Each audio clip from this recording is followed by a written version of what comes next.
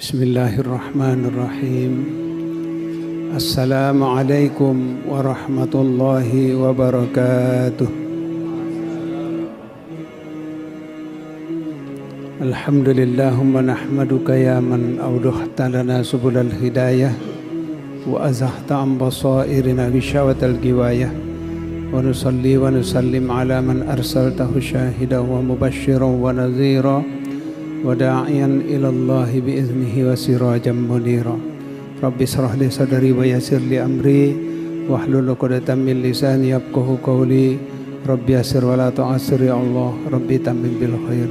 Allahumma la ilma lana illa ma 'allamtana innaka antal alimul hakim. Shadaqallahul azim. Jamaah salat subuh, Bapak Ibu kaum muslimin muslimat rahimakumullah. Mari kita mengawali siraman rohani kita pagi hari ini dengan memanjatkan puji syukur kehadirat ilahi Rabbi Allah subhanahu wa ta'ala atas segala limpahan rahmat dan nikmatnya yang tiada putus-putusnya, tiada henti-hentinya terus diberikan kepada kita. Tidak peduli apakah orang yang diberikan nikmat itu bersyukur atau tidak, ingkar atau kufur, Allah akan terus-menerus memberikan nikmatnya kepada kita. Yang pasti sampai dengan detik ini Allah masih memberikan kita napas. Napas adalah salah satu nikmat Allah yang besar maknanya bagi kehidupan kita. Karena tanpa napas saya yakin Bapak Ibu tidak hadir di sini. Karena ada napas itulah kita bisa hadir menjadi tamu Allah di pagi hari yang sejuk ini. Yang dituntut oleh Allah memang kita harus bersyukur. La in syakartum la azidannakum wa la in kafartum inna azabi lasyadid. Kalau kita bersyukur maka Allah akan tambahi nikmatnya. Kalau kita ingkar terhadap nikmat Allah itu bukan dihentikan oleh Allah nikmatnya.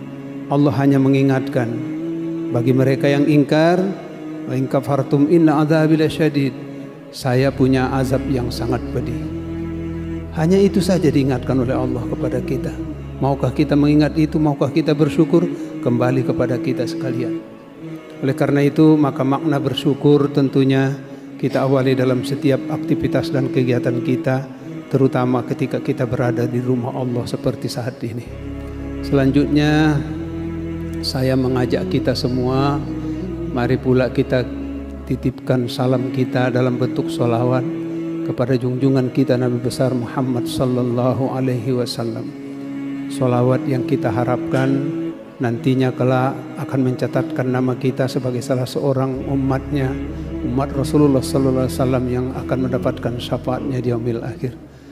Karena ketika nanti manusia sudah berada di padang mahsyar, terkumpul seluruh manusia, sudah tidak tahan dalam kondisi padang mahsyar, manusia akan teringat bahwa kita adalah manusia. Selain namanya manusia, kita juga disebut Bani Adam karena kita adalah keturunan Nabi Adam. Maka rame-rame manusia di padang mahsyar mencari Nabi Adam. Begitu ketemu dengan Nabi Adam, ditanya, "Wahai Adam, bukankah engkau adalah kakek kami manusia? Kami ini adalah banimu, kami ini adalah keturunanmu, kami ini adalah anak cucumu. Kami sudah tidak sanggup lagi di padang mahsyar dengan kondisi seperti ini. Beri bantuan kepada kami, tolong kami anak cucumu ini." Apa jawab Nabi Adam? Nabi Adam hanya menjawab dengan kata singkat, "Nafsi, nafsi, nafsi." Urus diri masing-masing. Saatnya kita untuk mengurus diri masing-masing. Gak ada lagi hubungan kakek dengan cucu. Kita pun, saya pun, kata Nabi Adam, hanya mampu mengurus diri saya sendiri. Kita temui semua nabi-nabi dan rasul, ternyata jawabannya sama, nafsi, nafsi, nafsi. Barulah yang terakhir teringat ada seorang rasul yang diutus terakhir, termasuk umat-umat yang sebelum kita. Mereka teringat di dalam kitab suci mereka bahwa dicatatkan ada Muhammad. Maka dicari, ketemulah dengan Nabi Muhammad sallallahu alaihi wasallam. Maka disampaikan, "Ya Rasulullah, ya Muhammad, engkau adalah Rasul utusan Allah yang terakhir yang diharapkan bisa memberikan kami syafaat." Maka Nabi mengatakan, "Bukan nafsi-nafsi." Beliau mengucapkan doa kepada Allah Subhanahu wa taala, "Allahumma sallim sallim, Allahumma sallim sallim, Allahumma sallim sallim." ya Allah selamatkan orang ini. Langsung dipandu orang per orang oleh Rasulullah SAW. Maka yang dipandu terutama adalah mereka yang banyak bersolawat kepada Nabi. Karena solawat yang kita ucapkan dan kita bacakan kelak akan bersinar di dahi masing-masing. Itulah tanda bagi Rasulullah, inilah umat yang cinta kepada aku. Oleh karena itu setiap ada ceramah selalu kita diajak untuk bersolawatlah kepada Nabi. Mudah-mudahan solawat yang kita bacakan, kita ucapkan, kita kirimkan mencatatkan nama kita sebagai salah seorang umat yang kelak mendapatkan syafaatnya di yaumil akhir. Selanjutnya Bapak dan Ibu sekalian, alhamdulillah kita sudah memasuki hari ketiga puasa di bulan Ramadan tahun 1444 Hijriah. Tentunya tidak ada penjelasan lain kecuali kita harus bersumber pada sumber yang utama tentang kewajiban berpuasa, yaitu surat Al-Baqarah ayat 183. Ini ayat populer banget di tengah-tengah kita masyarakat muslim. Jangankan kita orang dewasa, anak-anak pun banyak yang hafal ayat ini. Jangankan ayatnya, terjemahannya pun anak-anak banyak yang hafal. A'udzubillahi minasyaitonirrajim. Bismillahirrahmanirrahim. Ya ayyuhalladzina amanu kutiba alaikumusshiyam kama kutiba alal ladzina min qablikum la'allakum tattaqun. Ayatnya pendek, singkat. Kalau kita terjemahkan secara bebas, wahai orang yang beriman, diwajibkan kamu berpuasa sebagaimana puasa itu telah diwajibkan kepada umat sebelum kamu, agar kamu menjadi orang yang bertakwa kepada Allah. Pemahamannya singkat, tidak ada yang kita perlu ragukan dalam terjemahan itu, paham kita. Bahkan kita sudah berpuluh-puluh kali melakukan ibadah puasa di bulan Ramadan, sudah punya pengalaman yang luar biasa kita tentang puasa di bulan Ramadan. Tapi ketika kita coba mengurai kata per kata dari ayat ini, maka kita akan menemukan ternyata kita perlu pemahaman yang lebih konsisten terhadap apa yang disebut dengan puasa, sehingga kita tidak terbawa dengan rutinitas puasa kita setiap bulan Ramadan.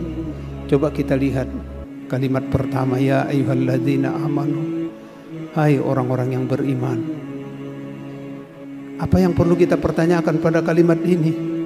Yang dihimbau oleh Allah, yang dipanggil oleh Allah dalam ayat ini adalah orang beriman.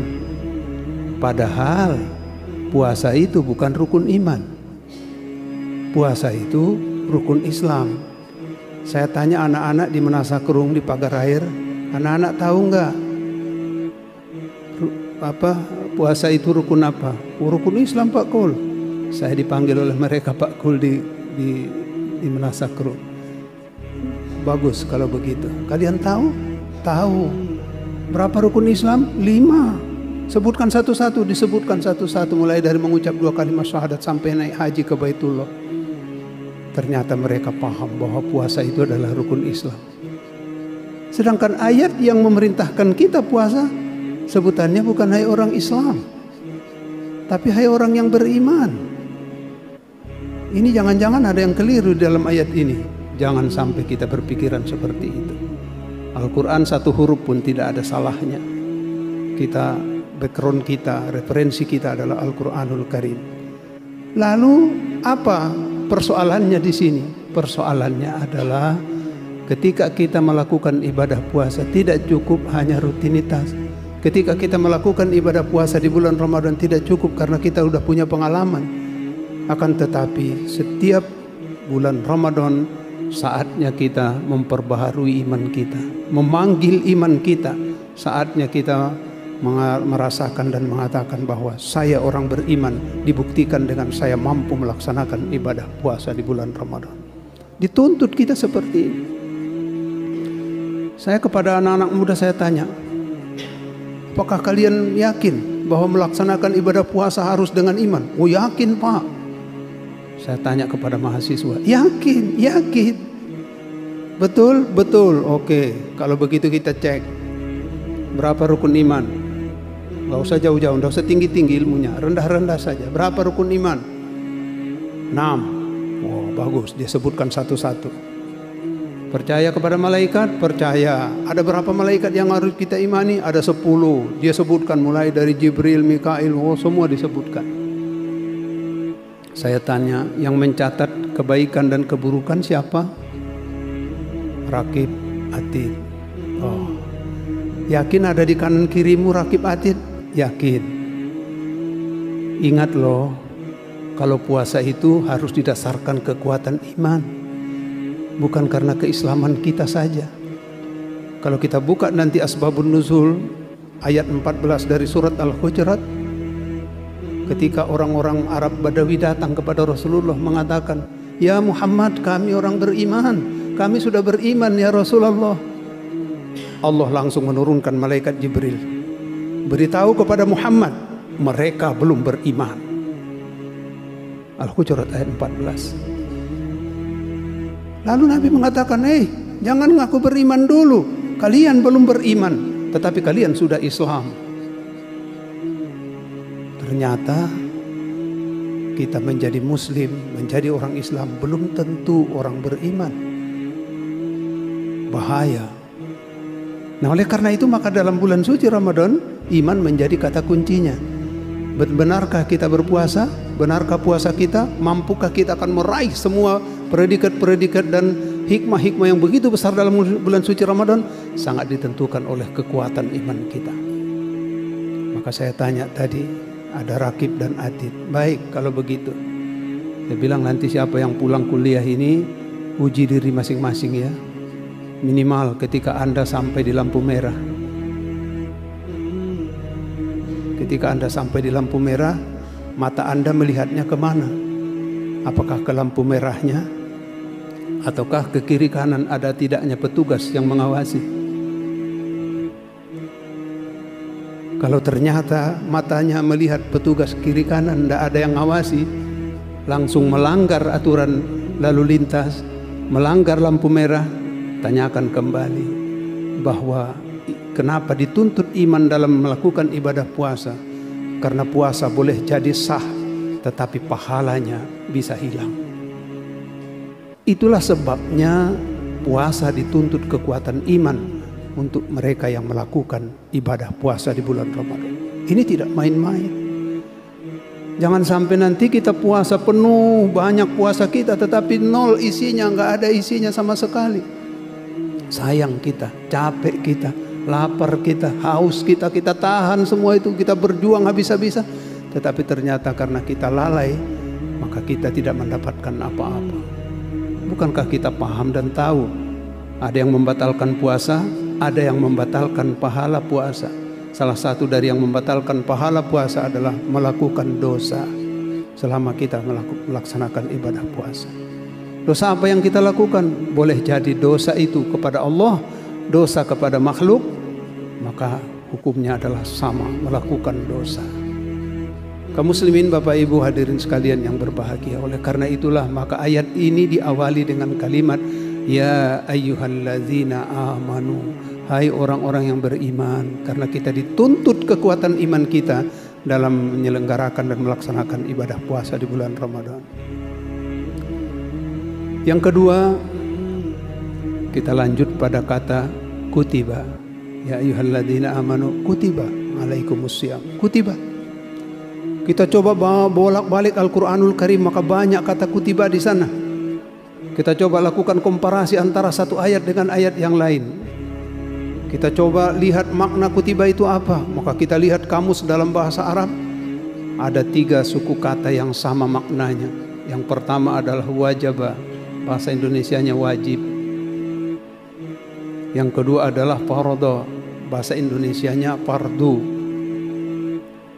Artinya juga wajib kalau namanya fardu itu. Apakah fardu ain atau fardu kifayah, wajib hukumnya dilaksanakan. Yang ketiga adalah kutiba.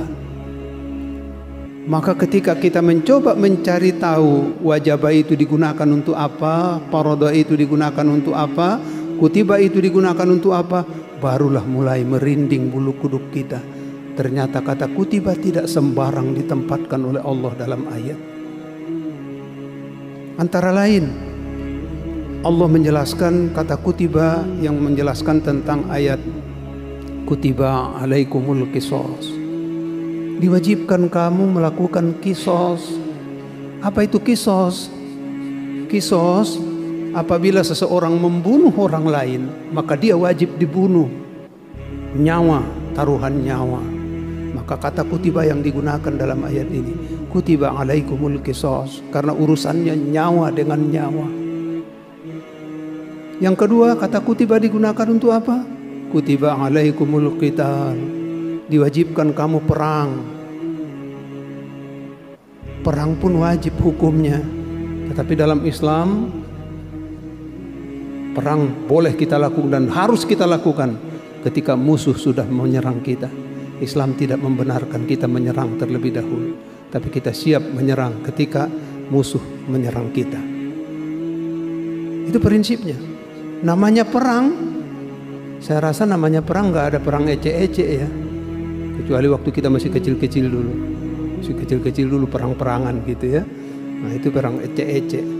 Kalau yang namanya perang pasti urusannya adalah urusan nyawa, mati. Nggak ada mati ece-ece. Kita lihat sekarang Ukraina melawan Rusia, mati. Nggak ada itu ece-ece mati. Ya untuk sementara, mati sementara gitu. Di Ukraina ada sekian, enggak, mati benaran.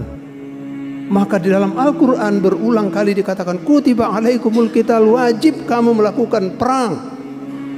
Maka kata kutiba adalah yang urusannya dengan nyawa. Baru yang ketiga kita lihat kutiba alaikumusiyam, diwajibkan kamu berpuasa. Puasa nyawakah taruhannya? Saya rasa belum pernah ada kita mendengarkan berita bahwa gara-gara puasa satu hari meninggal dunia sekian orang di desa ini. Enggak ada. Belum pernah kita dengarkan itu dari sejarahnya, dari Rasulullah SAW sampai dengan detik ini ada orang karena puasa terus meninggal dunia. Tetapi orang yang meninggal pada waktu bulan Ramadan tidak mau membatalkan puasanya banyak. Sudah gorgoroh tapi masih sadar. Ketika kita coba batalkanlah puasa ini, minum, no, dia tidak mau membatalkan puasanya. Biar saya berpuasa, ana shaim, saya berpuasa. Oleh karena itu maka puasa tuntutannya sangat besar. Nyawa taruhannya kita untuk mempertahankan ibadah puasa di bulan Ramadan itu. Oleh karena itulah maka orang yang puasa Ramadannya sempurna, bagus, dikatakan oleh Rasulullah SAW, man shoma ramadana imanan wahtisaban ghufira lahu ma taqaddama min dzambi. Barang siapa yang melakukan ibadah puasa karena kekuatan iman yang dimilikinya dan ia melakukan perhitungan terhadap semua apa aktivitasnya, maka orang yang sukses dalam ibadah puasanya seperti ini, ghufira lahu ma taqaddama min dzambi, Allah ampunkan dosa-dosanya yang sudah lalu. Ya Allah, betapa besarnya makna ibadah puasa bagi kita. Betapa besarnya hadiah yang disediakan oleh Allah di dalam ibadah puasa. Tentunya kita berharap puasa kita menjadi puasa yang sempurna. Oleh karena itu saya mengajak kita semua, kita mari terus belajar tentang ibadah puasa. Karena ternyata puasa di bulan Ramadan maknanya begitu besar bagi kehidupan kita. Jangan sampai pemahaman-pemahaman kita terhadap ibadah puasa Ramadan ini keliru atau jangan-jangan bertentangan. Ada kadang orang berpikiran atau mendapatkan pelajaran tidak sempurna. Katanya kalau di bulan Ramadan tidur itu pun ibadah. Tidur ibadah. Alhamdulillah memang itu benar. Tetapi jangan salah paham. Jangan salah paham. Karena dibilang tidur itu ibadah, maka siang dia tidur, malam dia jaga. Wow, luar biasa. Siangnya tidur, dari pagi sampai sore tidur melulu, bangun buka. Ini menurut saya nggak benar ini. Imamnya nggak jelas ini. Imam Syafi'i bukan, Imam Hanafi bukan, Maliki bukan, Hambali bukan. Jangan-jangan imamnya Mbah Surip. Bukan itu maksudnya. Tidur itu ibadah, bukan berarti kita tidur sebanyak-banyaknya, bukan. Justru karena di dalam bulan suci Ramadan kita diperintahkan oleh Rasulullah SAW, isi malam-malam Ramadanmu dengan ibadah, dengan tadarus, dengan ibadah-ibadah yang lain. Sehingga yang biasanya tidur kita 6 sampai 8 jam, karena kita melakukan ibadah itu, maka kuranglah tidur kita dari yang biasanya. Agar kita tetap sehat, maka dibutuhkan tidur tambahan. Maka boleh kita tidur siang dengan niat karena puasa, karena Allah Subhanahu wa ta'ala. Maka ini yang dikatakan tidur ibadah. Jangan tidur habis zuhur, bangunnya menjelang maghrib. Kaum muslimin rahimakumullah, ini berarti pemahaman kita yang salah. Jadi banyak tuntunan-tuntunan tentang ibadah di bulan suci Ramadan, tentang puasa Ramadan yang perlu kita dalami, sehingga kita tidak salah makna, tidak salah dalam menerapkannya dalam pelaksanaan ibadah puasa kita sehari-hari. Bapak Ibu sekalian, saya tidak panjang-panjang karena setelah ini kita masih banyak aktivitas dan kegiatan kita. Apa yang saya sampaikan ini adalah memohon, mengharap kepada kita agar kita peduli betul terhadap ibadah yang kita lakukan selama bulan suci Ramadan. Karena satu harapan kita, selesai dari Ramadan ini, lahir rasa rindu di dalam diri kita, rindu akan tarawih.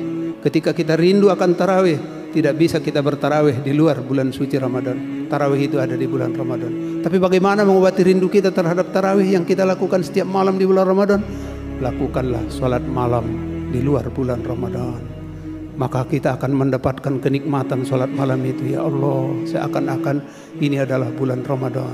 Makanya di dalam hadis dikatakan, seandainya tahu mereka betapa besarnya makna Ramadan, maka mereka akan mengharapkan bahwa sepanjang hari, sepanjang tahun adalah bulan Ramadan.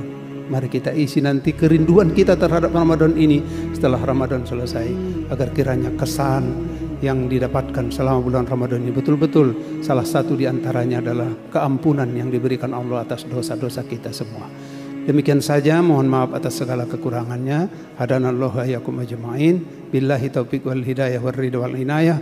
Wassalamualaikum warahmatullahi wabarakatuh.